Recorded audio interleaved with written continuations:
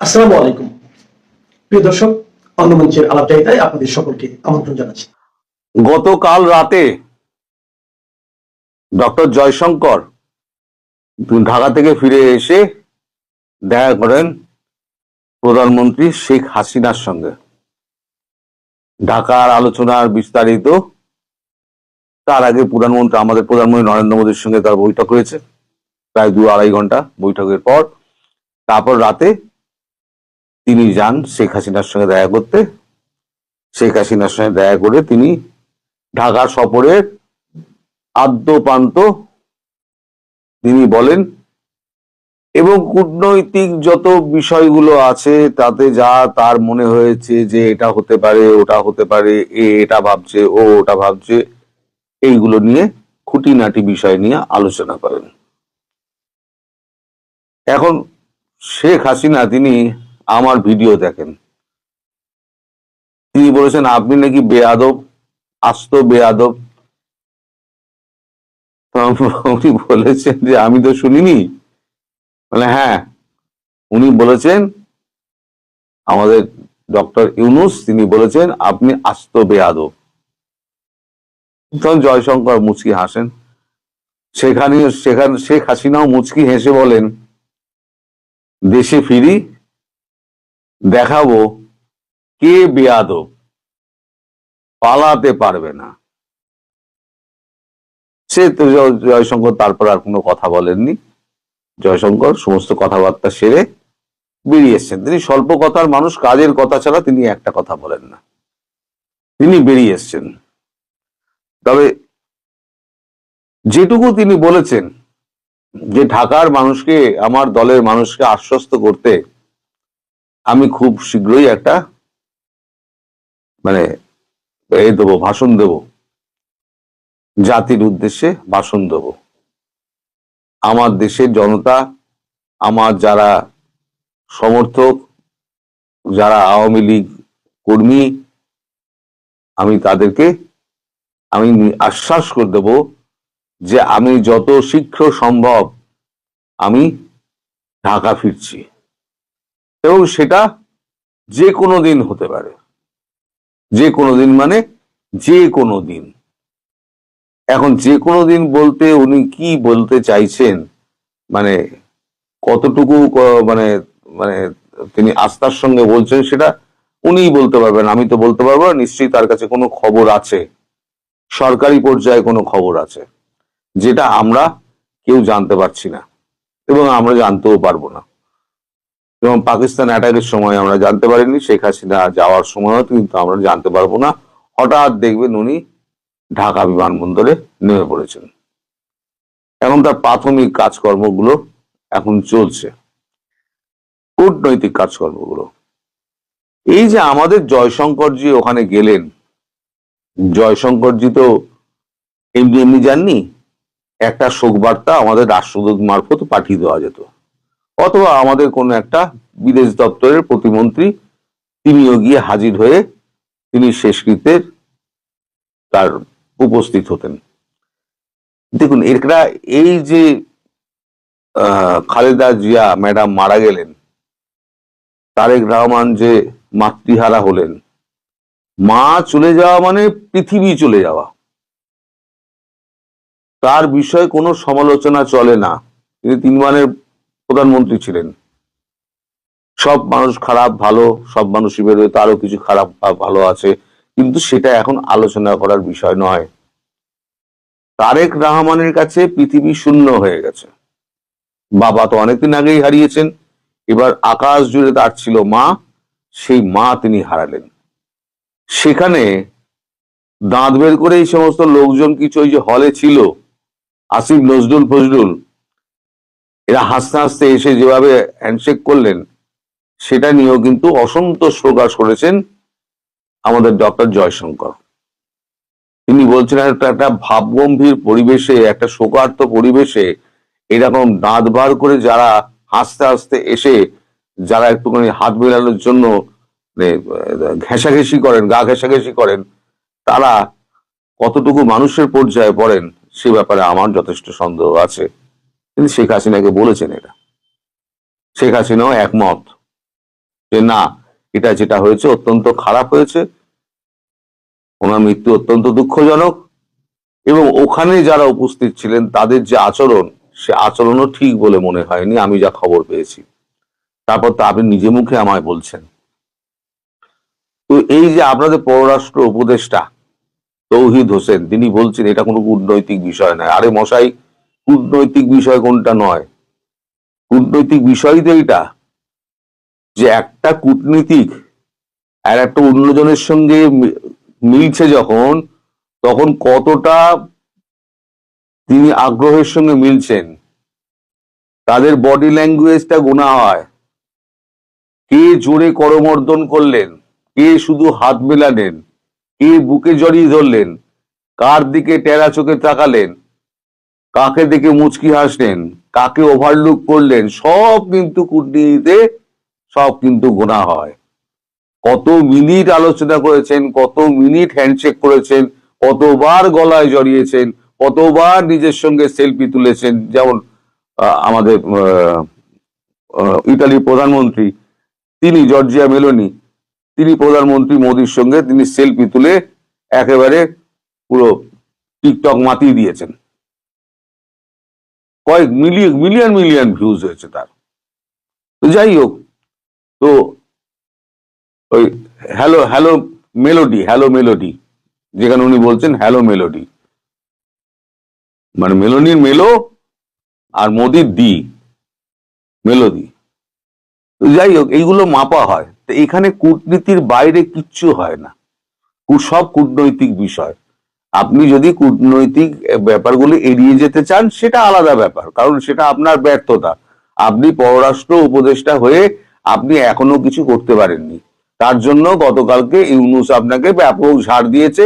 সেটা আপনার জনগণ তারা জানে না, আপনি চেপে গেছেন, আপনার কাগজে চেপে গেছে।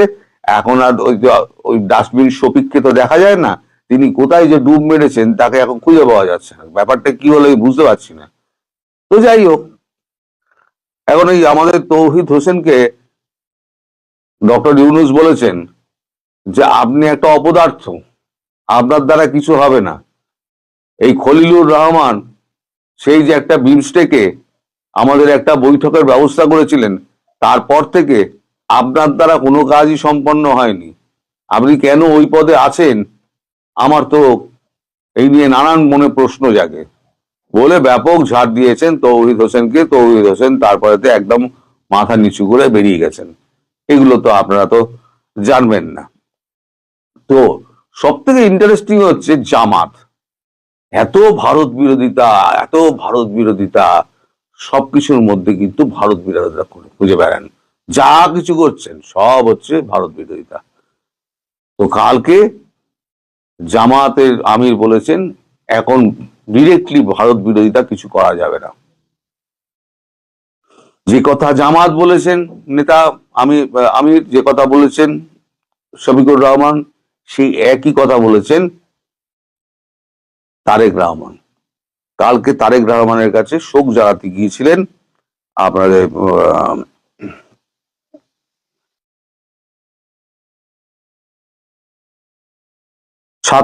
ইসলামিক ছাত্র শিবির আর ছাত্র দল, এদের 8 জন প্রতিনিধি তারেক রহমানের সঙ্গে দেখা করে শোক জ্ঞাপন করেন এবং তাদেরকে তারেক বলে দেন, পরিষ্কার বলে দেন, এখন থেকে কোনো নির্বাচন না সম্পন্ন হওয়া অবধি, যতদিন না পর্যন্ত একটা ইনক্লুসিভ নির্বাচন হচ্ছে, ততদিন পর্যন্ত এই সমস্ত কথা, ভারত বিরোধী জিগির তোলা, ভারত বিরোধী কথা বলা, সমস্ত কিন্তু এখন বন্ধ। বন্ধ মানে বন্ধ। এখন তারেক রহমান হয়ে গেছে ডিফ্যাক্টো প্রধানমন্ত্রী। তিনি যখন বলে দিচ্ছেন বন্ধ ছাত্র শিবিরকে, তাহলে এখন ছাত্র শিবির, এদিকে জামাতের আমিরও বলে দিয়েছে ভারত বিরোধিতা করা যাবে না। ফলে এবারে যে ডেসপারেশন যেটা আছে না, ডেসপারেশন ভেতরে যে কিছু হলে ভারতের দিকে একটা কামান রেখে দাও, এই ডেসপারেশনটা কিন্তু এবার একটুখানি কমে যাবে। এখন আর অত বলা যাবে না ভারত বিরোধী বক্তব্য করা যাবে না, বলা যাবে না। ডক্টর ইউনূসও এখন একটুখানি চেপে গিয়েছেন।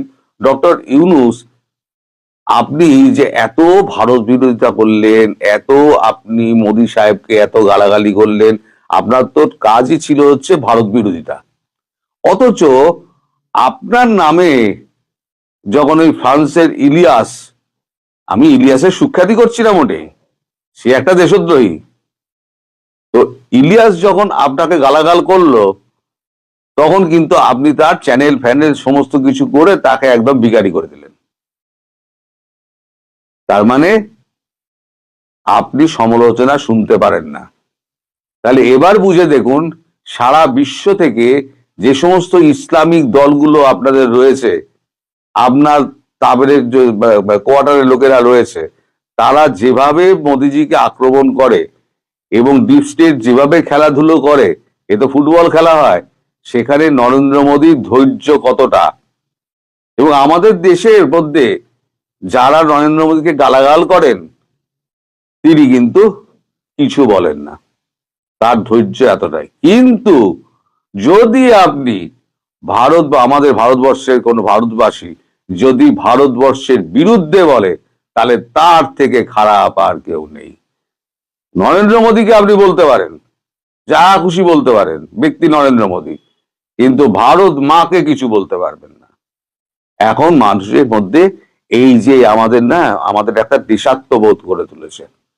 আমি বলেছিলাম না, অনেক আগে বলেছিলাম যে আমাদের একটা দরকার, অ্যানসেস্টার দরকার ছিল, একটা পূর্বপুরুষের দরকার ছিল, যারা লৌহ কঠিন একদম শাসন করে রেখে দেবে পুরো সমাজটাকে, পুরো পরিবারকে শাসন করে রেখে দেবে। আমরা ভারতবাসীকে উনি একটা পরিবার করে দিয়েছেন এবং উনি হচ্ছেন আমাদের পরিবারের নেতা। আমরা মেনে নিয়েছি তিনিই হচ্ছেন আমাদের পরিবারের নেতা। ফলে আপনারা যতই চেষ্টা করুন, আগামী আরো 2টো টার্ম যদি তার শরীর দেয়, তিনি আরামসে উনি প্রধানমন্ত্রী হয়ে দেশ শাসন চালাবেন এবং আপনাদের মতো যত জেহাদি আছে ইউনূস সাহেব আপনাদেরকে চাবুক লাগাবে। ইরানের খামেনির অবস্থা কিন্তু খুব খারাপ, জেনে রাখবেন। ফলে ইরানে যাওয়ার যে আপনার একটা মৃদু প্রচেষ্টা ছিল না, সেটা কিন্তু আর হবে না। কারণ কোনদিন ইরান দেখবেন খামেনি দেখতেন দৌড় দিয়েছে, কারণ খামেনির দেশের একেবারে ছেলেরা এখন রাস্তার, আমি বলেছিলাম রাস্তায় ওরা লিখে বেড়াচ্ছে দেয়ালে দেয়ালে যে যত পারো বোম মারো ইসরায়েল ওই মোল্লাগুলোদের উপরে, এরাই হচ্ছে সমস্ত দেশের শত্রু। আপনার দেশের শত্রুগুলো হচ্ছে আপনি এবং আপনার জিহাদি এই মোল্লাগুলো। ফলে কামাগাজি ড্রোন যখন পড়বে না, তখন এই কামাগাজি ড্রোন গুলোর শব্দ দেখবেন যে আপনার ওই জিহাদি গুলো সমস্ত লুঙ্গি তুলে একেবারে বঙ্গোপসাগরে যাচ্ছে। আমার খুব ইচ্ছে একটা ব্রহ্মোস অন্তত আপনার যমুনার ধারে কাছে মারুক, একটা মোটামুটি একটা পুকুর করে দিক। সেটা কবে হবে আমার এই স্বপ্ন পূরণ কবে হবে আমি জানি না, কিন্তু আমি চাই এই স্বপ্ন পূরণটা হোক। এপাশ থেকে ওপাশ হলে, উনি তো বলে এসছেন যে এপাশ থেকে ওপাশ যদি হয় তাহলে 71-এর পুনরাবৃত্তি ঘটবে। তার 71-এর পুনরাবৃত্তি ঘটা মানে কামাকাজি ড্রোন এবং মিসাইল এবং ব্রহ্মস, পিনাকা, আকাশ তীর, যা যা আমাদের স্টকে আছে সব মেরে দেবে একটা করে। টেস্টিং হবে, টেস্টিং গ্রাউন্ড হবে কিন্তু কোনটা? বাংলাদেশ নয়, পূর্ব পাকিস্তান। যাই হোক, ভালোই সব মিটে গেলে ভালো। একটু জিহাদি ফিহাদি কমিয়ে দিয়ে ইনক্লুসিভ নির্বাচনের ব্যবস্থা করুন, যাতে আপনি কিছুটা হলেও দয়ার পাত্র হতে পারেন। বাংলাদেশের মাটি জঙ্গিদের অভয়ারণ্য করতে দিচ্ছে না ভারত। দ্বিপাক্ষিক সম্পর্ক এগিয়ে নিতে দিল্লির আগ্রহ। দিল্লির কেন আগ্রহ? দিল্লির এই জন্যই আগ্রহ যে বাংলাদেশের গত 1.5 বছরের পরিবেশ পরিস্থিতি যা দাঁড়িয়েছে, তাতে এটি বাংলাদেশে একটা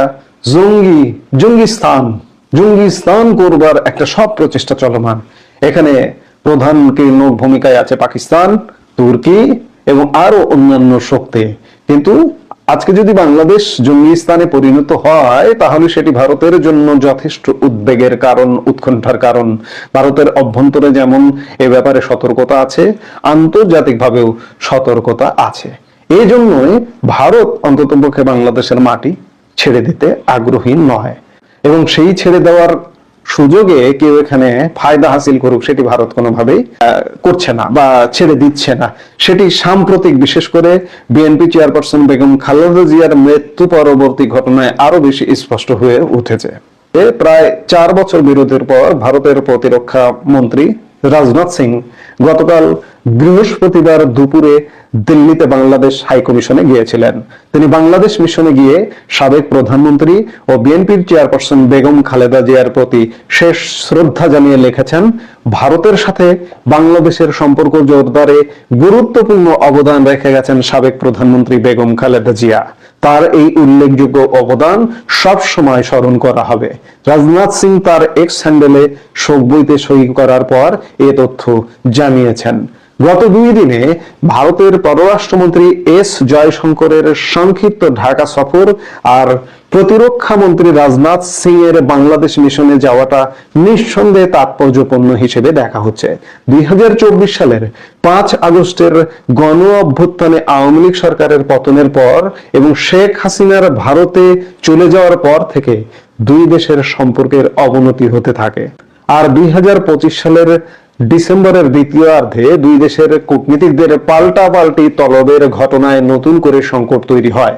এমন প্রেক্ষাপটে ভারতের দুজন গুরুত্বপূর্ণ রাজনৈতিক ব্যক্তিত্বের বাংলাদেশের সঙ্গে যুক্ততা সম্পর্কের গুণগত পরিবর্তনের ইঙ্গিত দিচ্ছে। প্রায় 10 দিন আগে দিল্লির বাংলাদেশ হাই কমিশন অভিমুখে বিশ্ব হিন্দু পরিষদ সহ কয়েকটি কট্টর হিন্দুত্ববাদী সংগঠনের ডাকে প্রতিবাদ মিছিলকে ঘিরে উত্তেজনা তৈরি হয়েছিল।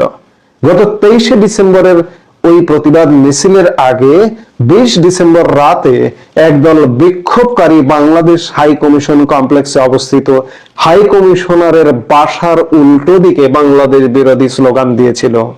হাই কমিশনারকে ওই রাতে প্রাণনাশের হুমকিও দেওয়া হয় বলে অভিযোগ রয়েছে। এসব ঘটনা দুই দেশের মধ্যে তিক্ততা আর উত্তেজনা বাড়িয়ে দেয়। কিন্তু 1 সপ্তাহ না পেরোতেই রাজনাথ সিং এর বাংলাদেশ হাই কমিশনে গিয়ে খালেদা জিয়ার প্রতি শ্রদ্ধা জানানো তাৎপর্যপূর্ণ। তিনি বাংলাদেশের সাবেক প্রধানমন্ত্রীর প্রতি শ্রদ্ধা জানানোর পাশাপাশি দূতাবাসে গিয়ে এই ইঙ্গিত দিচ্ছেন যে দূতাবাসে সর্বোচ্চ নিরাপত্তা নিশ্চিত করা দিল্লির দায়িত্ব। তারেক রহমানকে লেখা নরেন্দ্র মোদীর চিঠি যে তাৎপর্যপূর্ণ তার ইঙ্গিত আছে দিল্লিতে বাংলাদেশ হাই কমিশনার রিয়াজ হামিদুল্লাহর ভাষ্যে। এস জয়শঙ্করের ঢাকা ছাড়ার খবর দিয়ে নিজের এক্স হ্যান্ডেলে রিয়াজ হামিদুল্লাহ লিখেছিলেন, ভারতের পররাষ্ট্রমন্ত্রী এস জয়শঙ্কর 4 ঘন্টার ঝোড়ো সফর শেষে ঢাকা ছেড়ে গেছেন। কূটনৈতিক বিশ্লেষকদের মতে দুই দেশের সম্পর্কের সাম্প্রতিক উত্তেজনার প্রেক্ষাপটে ভারতের পররাষ্ট্রমন্ত্রী এস জয়শঙ্করের সংক্ষিপ্ত ঢাকা সফর অত্যন্ত গুরুত্বপূর্ণ। প্রায় 4 ঘন্টার ঝটিকা সফরে এসে তিনি বিএনপির ভারপ্রাপ্ত চেয়ারম্যান তারেক রহমানের সঙ্গে দেখা করে খালেদা জিয়ার প্রতি শ্রদ্ধা জানানোর পাশাপাশি প্রধানমন্ত্রী নরেন্দ্র মোদীর চিঠি তুলে দেন। প্রায় 20 মিনিটের আলোচনায় সম্পর্কের অতীত এবং ভবিষ্যৎ নিয়ে তারা দুজন কথা বলেন। বিশ্লেষকদের মতে ফেব্রুয়ারিতে অনুষ্ঠেয় নির্বাচনে বিএনপির জয়ের সম্ভাবনার ইঙ্গিত আছে। তাই খালেদা জিয়ার জানাজায়ের সুযোগটি কাজে লাগিয়ে বিএনপির সঙ্গে সম্পর্ক স্বাভাবিক করে সেটা এগিয়ে নেওয়ার উপর জোর দিচ্ছে ভারত। প্রসঙ্গত, দিল্লি 6 মাস ধরে বারবার বলছে যে বাংলাদেশে গণতান্ত্রিক প্রক্রিয়ায় আগামী নির্বাচনে জয়লাভের মাধ্যমে যারাই ক্ষমতায় আসবে তাদের সঙ্গে যুক্ত হওয়ার অপেক্ষায় রয়েছে ভারত। কূটনৈতিক ও সরকারি সূত্রগুলোর সঙ্গে গত 2 দিনে কথা বলে এই ধারণা পাওয়া গেছে যে নির্বাচনে বিজয়ী পক্ষের সঙ্গে ভারতের যুক্ততার প্রসঙ্গটি গত বুধবারের সংক্ষিপ্ত আলোচনায় এসেছে। এখানে যারাই ক্ষমতায় আসবে বলতে বিএনপিকে বোঝানো হচ্ছে বলে বিশ্লেষকদের মত। সেদিক থেকে এস জয়শঙ্করের ঢাকা সফরের পরদিনই রাজনাথ সিং এর দিল্লিতে বাংলাদেশ মিশনে গিয়ে শোক বইতে সই করাটা ভারতের দিক থেকে সম্পর্কে এগিয়ে নেওয়ার আগ্রহের স্পষ্ট ইঙ্গিত। চিঠিতে নরেন্দ্র মোদী খালেদা জিয়ার সঙ্গে ব্যক্তিগত সাক্ষাতের প্রসঙ্গ টেনেছেন। খালেদা জিয়ার নেতৃত্ব, বাংলাদেশের গণতন্ত্র ও জনগণের জন্য তার ভূমিকার প্রশংসা করে শ্রদ্ধা জানিয়েছেন। একই সঙ্গে তিনি খালেদা জিয়ার আদর্শের ওপর ভিত্তি করে বিএনপি এগিয়ে যাবে বলে আশাবাদ ব্যক্ত করেছেন। বিএনপি নেতৃত্ব দেওয়ার পাশাপাশি দুই দেশের গভীর ও ঐতিহাসিক অংশীদারত্বকে আরো সমৃদ্ধ করতে তারেক রহমানের নেতৃত্ব দানকারী ভূমিকা নিয়ে আশাবাদ ব্যক্ত করেছেন। কূটনৈতিক সূত্রগুলো বলছে দুই দেশের অংশীদারত্ব এগিয়ে নিতে তারেক রহমানের নেতৃত্ব নতুন সূচনা করবে বলে নরেন্দ্র মোদীর চিঠিতে ইঙ্গিত আছে। জানা গেছে তারেক রহমানের সংক্ষিপ্ত আলোচনার সময় বিএনপি ও বিজেপি দুই দেশে ক্ষমতায় থাকার সময় 2001-4 সময়ে কাজের ইতিবাচক অভিজ্ঞতার প্রসঙ্গটি এসেছে। এই প্রেক্ষাপটে ভবিষ্যতে দুই দেশের একসঙ্গে কাজ করার উপর জোর দেন ভারতের পররাষ্ট্রমন্ত্রী। বাংলাদেশের গণতান্ত্রিক উত্তরণের পথে ভারত অবাধ, সুষ্ঠু ও অংশগ্রহণমূলক নির্বাচন চায় বলেও আশাবাদ ব্যক্ত করেন তিনি। এস জয়শঙ্কর স্পষ্ট করেই বলেছেন, নির্বাচনে জয়লাভ করে বাংলাদেশে যারাই ক্ষমতায় আসবে ভারত সরকার তাদের সঙ্গে যুক্ততার জন্য অপেক্ষায় রয়েছে। দুই দেশের অমীমাংসিত বিষয়ের প্রতি ইঙ্গিত করে এস জয়শঙ্কর বলেছেন, দুই দেশের মধ্যে সমস্যা থাকতে পারে, কিন্তু আলোচনার মাধ্যমে সম্পর্ক এগিয়ে নিয়ে যাওয়া সম্ভব। ভারতের পররাষ্ট্রমন্ত্রীর সঙ্গে আলোচনায় বিএনপির ভারপ্রাপ্ত চেয়ারম্যান দুই দেশের সম্পর্ক এগিয়ে নেওয়ার উপর জোর দিয়েছেন। তার মতে, আলোচনায় বসে সমস্যা সমাধানের মাধ্যমে সম্পর্ক এগিয়ে নেওয়া সম্ভব। সরকারি সূত্রগুলো জানিয়েছে, সাবেক প্রধানমন্ত্রী বেগম খালেদা জিয়ার প্রতি শেষ শ্রদ্ধা জানাতে এস জয়শঙ্কর ঢাকায় আসার বিষয়টি দিল্লি গত মঙ্গলবার বিকেলে নিশ্চিত করে এবং গত মঙ্গলবারে খালেদা জিয়াকে মৃত ঘোষণা করা হয়েছিল। ওই দিন সন্ধ্যায় দুই দেশের জাতীয় নিরাপত্তা উপদেষ্টার মধ্যে ফোন আলাপ হয়। তারেক রহমানের সঙ্গে আলোচনার পর এস জয়শঙ্কর জাতীয় সংসদ ভবনে আইন উপদেষ্টা আসিফ নজরুল এবং জাতীয় নিরাপত্তা উপদেষ্টা খলিলুর রহমানের সঙ্গে অনানুষ্ঠানিক আলোচনা করেন। সেখানে বাংলাদেশে আগামী ফেব্রুয়ারিতে শান্তিপূর্ণভাবে অবাধ, সুষ্ঠু নির্বাচনের মাধ্যমে গণতান্ত্রিক উত্তরণের বিষয়ে আলোচনা হয়। গণতান্ত্রিক উত্তরণের মাধ্যমে কিভাবে দুই দেশের সম্পর্ক স্বাভাবিক প্রক্রিয়ায় এগিয়ে নেওয়া যায় সে বিষয়টিও আলোচনায় এসেছে বলে কূটনৈতিক সূত্র জানিয়েছে। ভারতের পররাষ্ট্রমন্ত্রীর ঢাকা সফরের মাধ্যমে দুই দেশের সম্পর্কের টানাপোড়েন কমবে কিনা জানতে চাইলে পররাষ্ট্র উপদেষ্টা তৌহিদ হোসেন গতকাল তার দপ্তরে সাংবাদিকদের বলেন, এর উত্তর আপনাদের আগামী দিনে খুঁজতে হবে।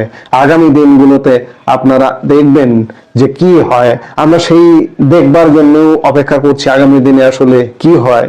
মোদ্দা কথা, বাংলাদেশের মাটিকে ভারত একটা জঙ্গি স্থান হতে দেবে না, একটা ফাঁকা জায়গা করে দেবে না। এবং ফাঁকা জায়গা যে করে দেবে না তারই বহিঃপ্রকাশ এস জয়শঙ্কর, একজন বাংলাদেশের প্রধান একটি দলের নেত্রী এবং সাবেক প্রধানমন্ত্রীর মৃত্যুতে এসে শ্রদ্ধা জানালেন এবং সেই দলটি ক্ষমতায় আসবে, এটি ডালপালা গাছ পোকামাকড় সবকিছুই বলছে বাংলাদেশের, সেই দলের সাথে সম্পর্ক উন্নয়নের একটা সূচনা করলেন বলা যায়। এবং এই সূচনা জঙ্গিদের এখানে অবরান্য করতে দেবে না।